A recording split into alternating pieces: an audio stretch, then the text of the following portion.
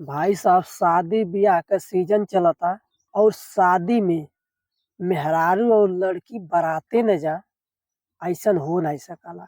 हाँ, ये बड़ी अच्छी बात कही आप। ऐसन केहू मर्द नहीं पैदा भइल मेहरारू और लड़किन के बाराते गईले से रुक दे।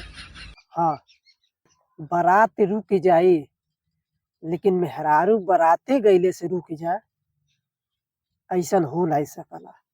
पहले लड़की बाराते जात रहली तब वो चला कुछ बात समझ में आवत रहल, लेकिन अब यह समय मेहरारू बाराते जाते और वो कौन जवन 40 साल से ऊपर के बाटे। हाँ, नया नया के बातें छोड़ा। और अगर ये लोग बाराते चलू जाते हैं तो जानला जे इनके सथवा जाता उनकर जौन हालत होता उहे बुझत हो। हाँ, स्पेशल इन्हन पजन खातिर सिक्योरिटी दियाला। हाँ, कि रास्ता में कहीं चक्कर ओक्कर आवत पानी पियाई खातिर जे इन्हन के सथवा चली जाला ते दोबारा जाए के नाम नहीं लेला।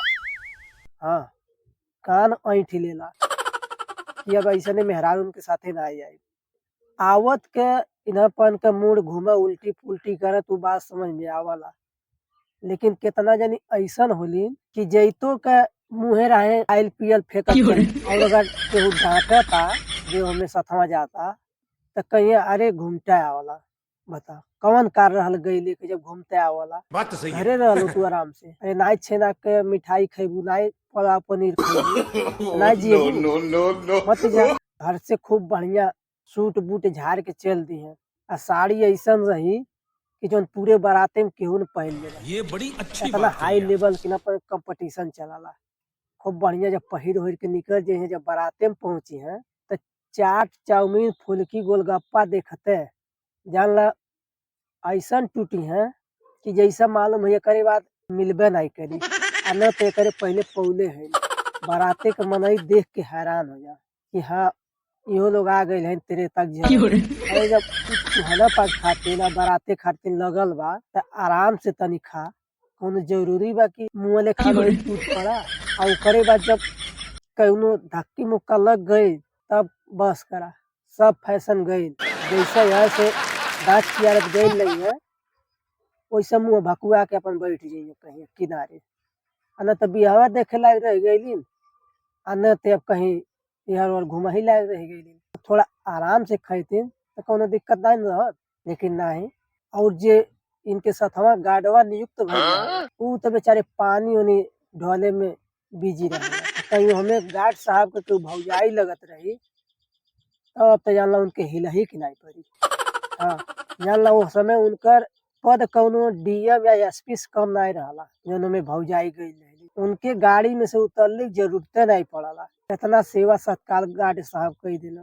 आ जब उहर से आवेली लोग गाड़ी में बैठ के तो 20 किलोमीटर के दूरी में बाराती रहे ले गई अगर तो राही भर 40 बेर गाड़ी रुकेले। और राही के आदमी भी इ लोगन के देख के जान जाला कि बाराते में लोग का खैले राही भर फेंकत चल रही है जितना खैले रही है।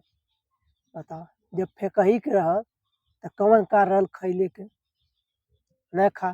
पहले तो हम पहचान बात पचौले के क्षमता शुद्ध कैला तब ओकरे बाद खाना पचौले के प्रोसेस करा आगे बढ़ा। और वो बाराते का खाना सबके पच जाए ऐसा कैसे हो सकला। और कितना जनी तो इहो दर्शा देलिन कि बाराते में कौने ढंग से और का खैले हैं।